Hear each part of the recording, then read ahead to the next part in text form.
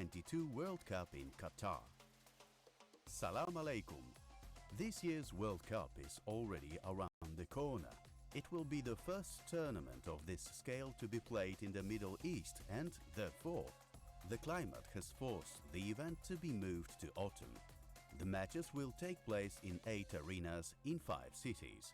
To mark the occasion, the editorial team of StadiumDB.com has put together a special guide showcasing all the stadiums of the upcoming tournament. The championship title will be defended by the French, and it remains to be seen whether Europe's 20-year dominance will be ended. Before we start, we would like to ask you to support our channel by liking the video and leaving a comment below. Don't forget to subscribe and click the bell button so you get a notification every time we post a new video. Meanwhile, get on your camel and join our caravan as we embark on a tour of Qatar's stadiums. Ahmad bin Ali Stadium, capacity 40,000, Al Rayyan. It's hard to imagine a better place for a first stopover. Ahmad bin Ali Stadium is situated in Qatar's second largest city. Due to its location and surrounding scenery, the venue is sometimes referred to as the gateway to the desert, and we eagerly enter the football world through these gates. The arena is covered with interactive screens, which are obscured by a translucent woven metal curtain arranged in patterns inspired by Qatari culture. From the outside, the stadium is also surrounded by dune-like structures housing the hospitality areas. An interesting look has also been provided on the inside. The new stadium has an unusual seating arrangement forming a red and black mosaic. Most intriguing are the stands behind the goals, where the seats form a pattern in the shape of lions' heads. This is a reference to the Al Rayyan SC team that plays at the venue, whose nickname is, you guessed it right, Lions. Al Janoub Stadium, capacity 40,000, Al Wakra. Our guide now leads us towards the coast, where there is an extremely peculiar venue. The arena itself resembles… that's left for you to judge what exactly. In any case, we stick to the official interpretation, according to which the designers were inspired by the sea. From the outside, the roof domes are meant to resemble sailboats.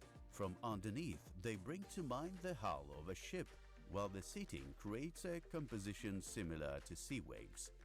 For centuries, the people of Al Wakra have been dedicated to both fish and pearl catching, using traditional dhow sailing boats which are characteristic of the region.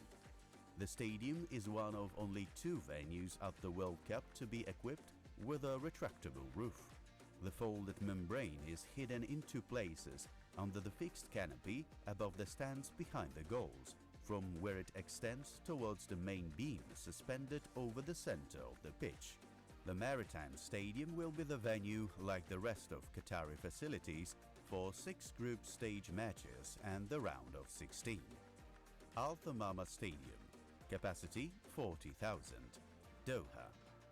Heading north by northwest, and the skyline of Doha appears on the horizon. Scenery like from 1001 Nights, isn't it? We'll stay longer in the capital, as almost all the tournament stadiums are located in its metropolitan area. 12 kilometers from the center sits another 40,000-seater. The theme of the unique venue is the traditional Arab headdress, known in this area as the Ghafiya. The building resembles a Ghafiya through its exterior, circular form with a perforated, lace-evoking facade and a flat, ornate white roof. The stadium was created on the outline of a perfect circle. The stands are divided into 2 tiers, separated by a strip of VIP seats. The auditorium is also divided into 2 parts in terms of the color of the seats. On one side they are green and on the other red.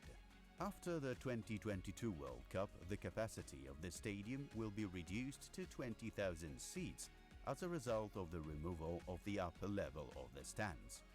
One of the World Cup quarter-finals will be played at the venue.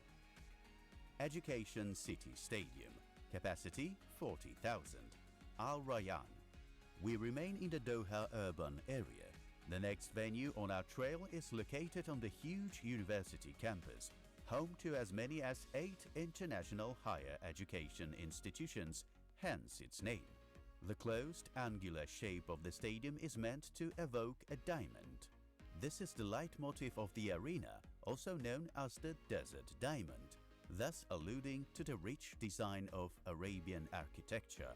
The roof is covered with metallic panels. The facade is made up of rhombus-shaped elements, and their colors change depending on the angle of the sunlight. At night, the facility can also be illuminated. The auditorium has been divided into 3 levels. The uppermost of these will be mostly dismantled after the tournament, leaving around 25,000 seats. The rest of them will be donated to developing countries. One quarter-final game will be staged here. Once again, we would like to encourage you to subscribe to our channel and hit thumbs up. Remember to click the bell button as well. By doing so, you won't miss any of the future content and will help our stadium project grow. Khalifa International Stadium, capacity 40,000, Al Rayyan.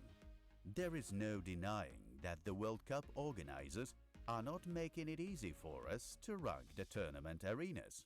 This is the 5th stadium with the same capacity, and we should mention that the next one will not hold more spectators at all. But there's no need to dwell too much about it, so let us get back to the point. Khalifa International Stadium is the oldest venue in the World Cup roster, and the only one that was not built from scratch. The arena opened in 1976 and was expanded between 2003 and 2005 in preparation for the 2006 Asian Games. During the 2014-2017 upgrade, the east stand was enlarged. There was also a completely new roof covering all stands and new arches running above it. It is the only Qatari tournament stadium to have an athletics track. For football matches, the circuit is covered with carpet. Seats in the arena are in the national colors, white and maroon, with grey added for a more interesting effect. On the upper tiers of the auditorium along the pitch, they are arranged in the characteristic triangles, familiar from the Qatari flag. The venue will play host to the match for 3rd place. Stadium 974, capacity 40,000, Doha. The next ground on our list is located right on the coast of the Persian Gulf. Of particular note is its unusual architecture, which from a distance gives the impression of having been built from Legos. It is the first temporary stadium in the history of the World Cup, built specifically for the event. A large number of steel elements, prefabricated components and recycled shipping containers were used to build the arena. The choice of materials and the temporary state of the venue allowed costs to be significantly reduced. Most interesting is the use of containers, which proved to be an innovative solution for the construction of such a large stadium.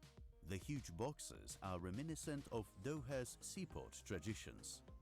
There are exactly 974 containers used in the structure, a number which is no coincidence. It is, after all, the area code for Qatar. After the tournament, the facility will be demolished and the site transformed into a green area. Al Bayt Stadium, capacity 60,000, Al Khor. We find ourselves in the northernmost stadium of the World Cup. After such a long trek, it seems we could not have come to a more suitable place, as a caravan stopped in front of a gigantic tent. The stadium has been encased in an original facade connected to the roof, the shape of which sets the theme of the venue, a traditional Bedouin tent, the so-called Bayt al-Shah, hence the name.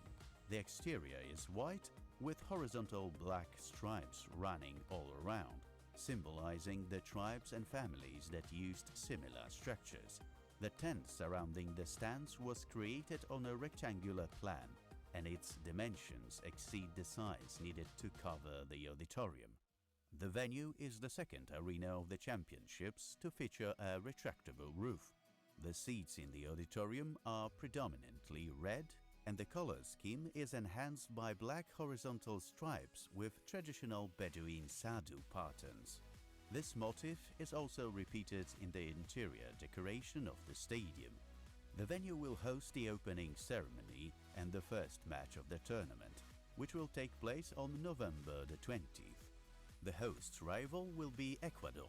In addition to the group matches and one round of 16 game, there will also be a quarter-final and a semi-final staged here. Lusail Stadium. Capacity 80,000. Lusail. The final stop on our tour is one of the largest stadiums in the Middle East, the venue for the second semi-final and the grand final of the World Cup. The facility was built on the outskirts of the capital in the futuristic city of Lusail. The architectural concept is based on local folkloric motifs. The form of the building is reminiscent of a traditional ball, and the triangular patterns on the golden facade were inspired by lamps formerly used in Qatar. In addition, the roof membrane has been shaped to create a bird's-eye view ornament made up of numerous rhombuses. The 45,000 square meter roof is one of the largest of its kind in the world. The stadium's high stands are divided into only 2 tiers. Each has an internal division into halves to improve communication and offer optimized positioning of pedestrian walkways or places for the people with disabilities. The final concept was kept secret for a long time and was made public when construction was already at an advanced stage. After the World Cup, the capacity will be reduced to 40,000 spectators. Our caravan managed to happily reach the end of the voyage. Qatar is a fascinating and beautiful